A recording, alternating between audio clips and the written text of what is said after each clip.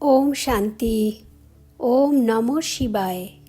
আজকের বরদান, বন্ধন মুক্ত ভব। বিশ্লেষণ।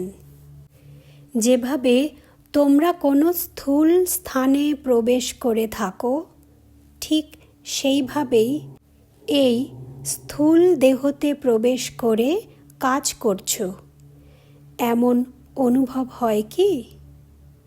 যখন ইচ্ছে প্রবেশ করো এবং যখন ইচ্ছে বের হয়ে যাও, এমন অনুভব করো কি? 1 সেকেন্ডে ধারণ করা আর 1 সেকেন্ডে ত্যাগ করা, এই অভ্যাস আছে? এই দেহ নিজের বন্ধনে বাঁধতে থাকে, তাই এখন এই দেহকে কর্তব্যের সাধন মনে করে আধার বানাও আর বন্ধনমুক্ত হয়ে যাও। বাবা কি বলছে তাহলে? এই যে দেহের সঙ্গে আমাদের বন্ধন রয়েছে না, এই বন্ধন সব থেকে কড়া বন্ধন।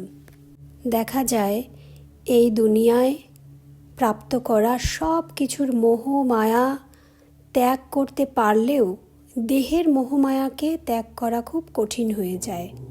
কারণ জন্মের পূর্ব থেকেই গর্ভের মধ্যেই আত্মা কিন্তু এই দেহের বন্ধনে বেঁধে যায় এবং দেহকেই আমি বলে ভাবতে শুরু করে দেয়।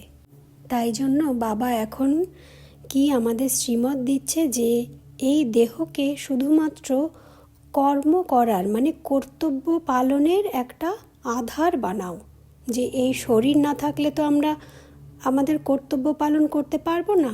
তাই জন্য এটাকে একটা সাধন মনে করো।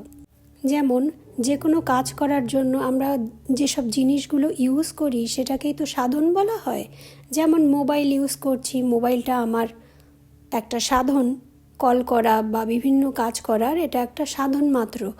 তেমনি বাবা তাই বোঝাচ্ছে যে দেহটাকেও তুমি তোমার কর্তব্য পালনের সাধন মনে করে দেহের আধার নিয়ে কর্ম করো এবং যখন চাও দেহ থেকে মুক্ত হয়ে আমি আত্মা, আমি পরমধাম নিবাসী, আমি শিব বাবা পরমাত্মার সন্তান, নিজেকে সেই আত্মিক স্থিতিতে আবার উঠিয়ে আনো। তো এই প্র্যাকটিস সেকেন্ডে সেকেন্ডে আমাদের এখন করতে হবে। বাবা বলছে না যে সেকেন্ডে ধারণ করা আর সেকেন্ডে ত্যাগ করা, এই অভ্যাস আমাদের এখন করতে হবে। ওম শান্তি। ওম নমঃ শিবায়।